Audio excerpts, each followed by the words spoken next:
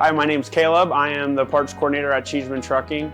I just graduated TriStar in 2025 and I went to TriStar for heavy diesel mechanic, and I started working for Cheeseman while going to TriStar. I got connected with Cheeseman through TriStar because TriStar has a job fair twice a year and Cheeseman was there.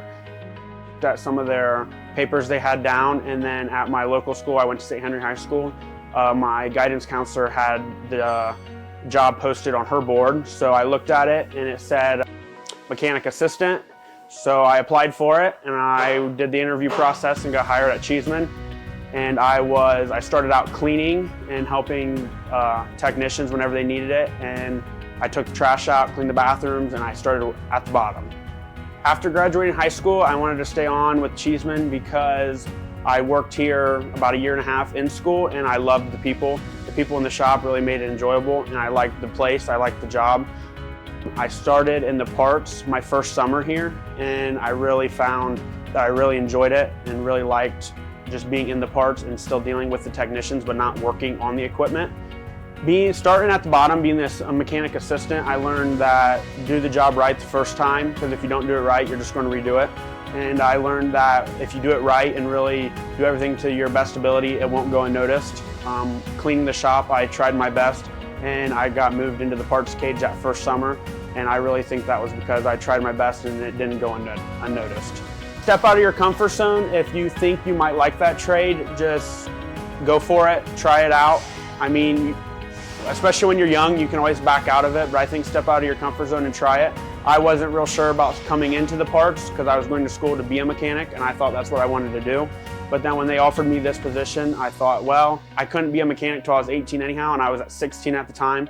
So I thought, well, I still have 2 years to try something else. So I tried the parts coordinator position and I really liked it. So I think stepping out of your comfort zone and trying new things, you could find something else you really enjoy. Next in my chapter, I'm still young, so I think growing in the parts department, there's always something to learn and there's a lot that needs done. I think I'm going to stay in here for a while, but if the opportunity arises to grow in Cheeseman, I would like to take that opportunity too. On my day-to-day here in the parts department, it's different every day. You can't just, we do have our normal schedule. Me and Matt are in the parts department. When we come in every day, we take care of fuel, so we got to look at all of our fuel quotes. We got to order fuel, see where our fuel levels are. Vendors come while we're not here, so we got to check all them parts in. We got to put them into our system. We got to print tags and put them parts away. Normally we have notes left on our desk from second shift, and then third shift comes in. We would normally make a list every morning of parts we got to look up and order. Some parts we look up, it might take us 5 minutes to find because we've ordered it before, but there's a lot of parts where it'd take me and Matt both. We'll both be working on it, and it could take us an hour to find. It's not always easy. We go through work orders every morning, make sure parts are in there and put away.